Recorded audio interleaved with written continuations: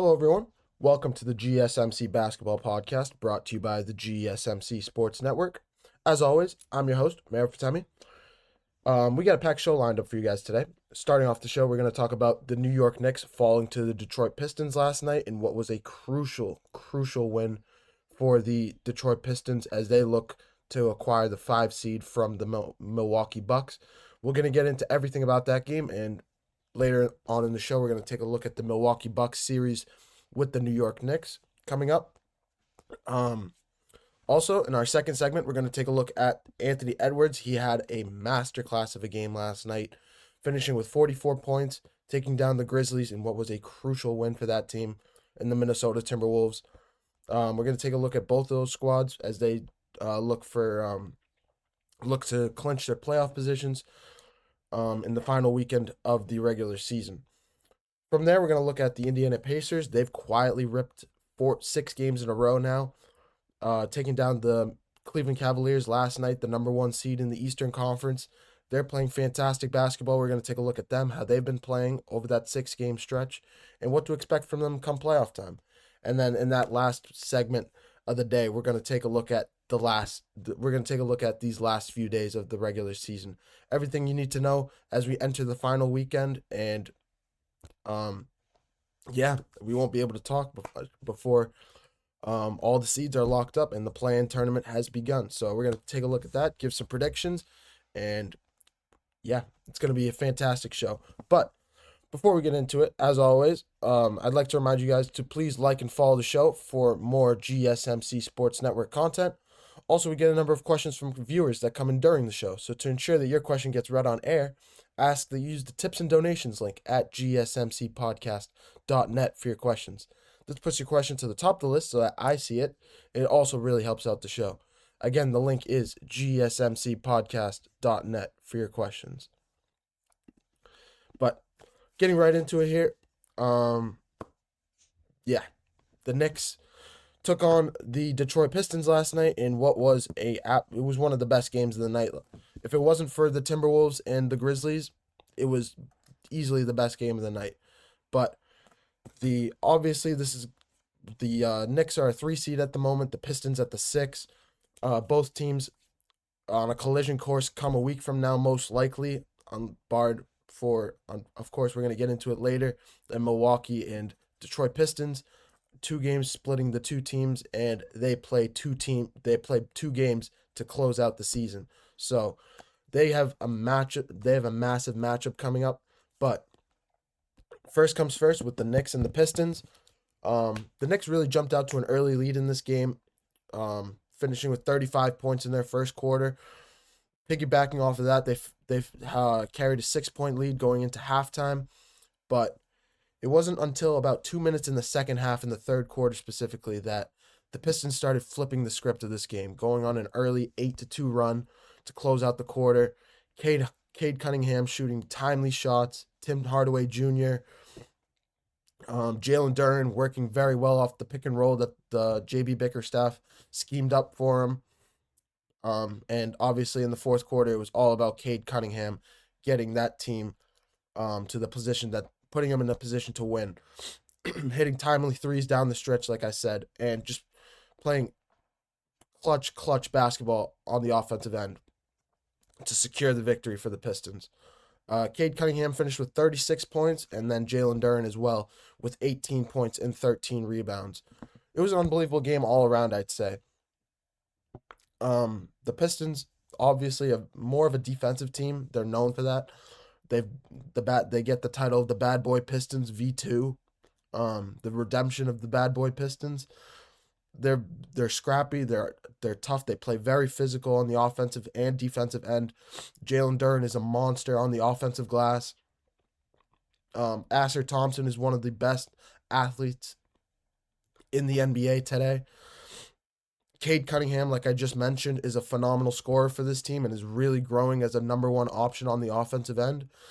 They have all the pieces they need to go on a deep playoff run, and to start off a series, to start off with their last matchup against the Knicks in what will most likely be a playoff preview for them come a week from now, it just continues to boost their confidence in a young squad that they have.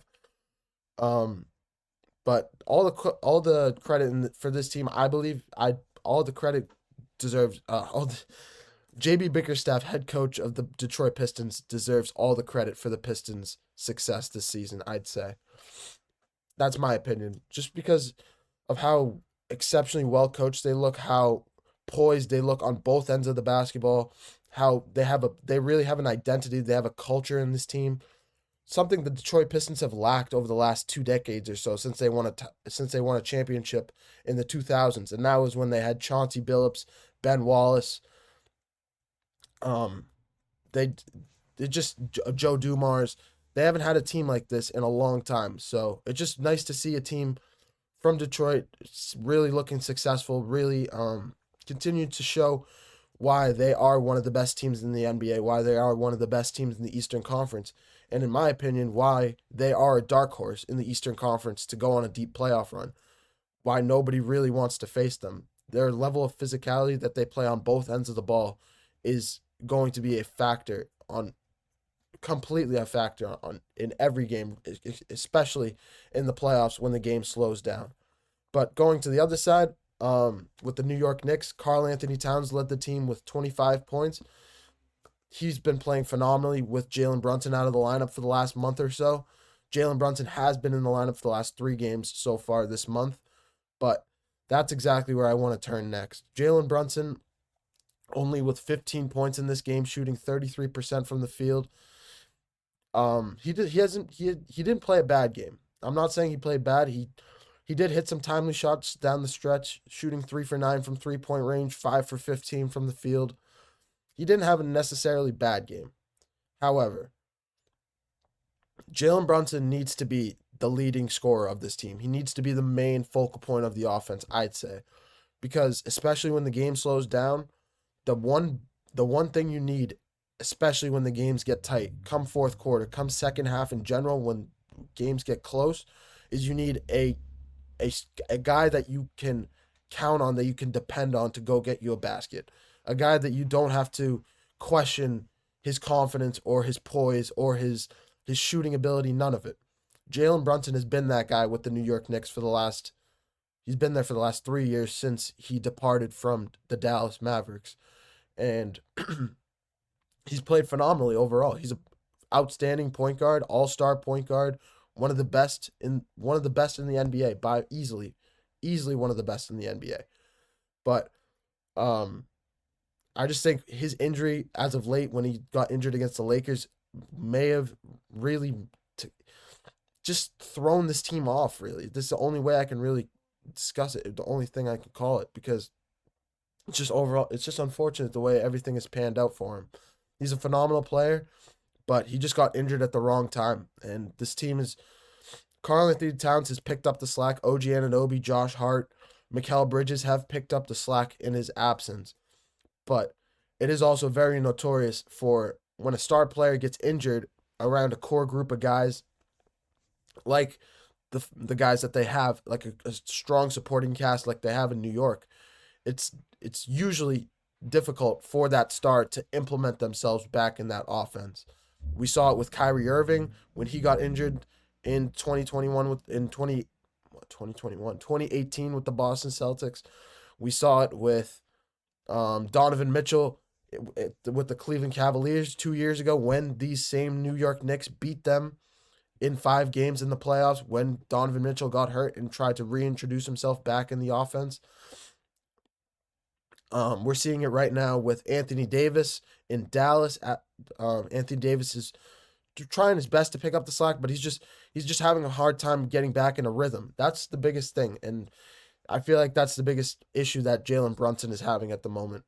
His shooting percentage is usually the shooting percentage after you're injured is one of the last things to come back for you as a player, especially at Jalen Brunson's caliber.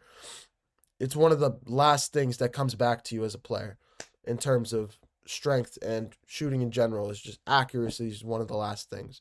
So, yeah, these two teams on a collision course right now for a matchup in the first round. The Pistons can make some noise.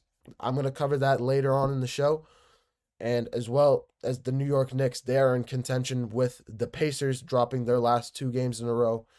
Of course, 2 nights ago falling to the Boston Celtics, and now last night against the Detroit Pistons. They're now in contention with the Indiana Pacers. 1 game separating those two teams now, and it's overall just going to be extremely difficult for this team to figure it out. They just need to figure out some momentum. That's the biggest thing that I think is crucial, especially come playoff time. Momentum shifts and momentum in general is what really carries teams on runs, and builds confidence in general. It's just confidence and momentum are the two biggest things to me come playoff time. But I'm going to take a short break. When we come back, we're going to take a look at the Anthony Edwards masterclass last night, finishing off with 44 points against the Memphis Grizzlies. The Minnesota Timberwolves still sitting at that 8 seed, but we're going to take a look at both of these teams as they look to clinch their playoff spots with a few days left to go in the regular season, and how crucial this matchup was in that regard. I'm going to take a short break, and when we come back, we're going to take a look at Anthony Edwards. Be right back, guys.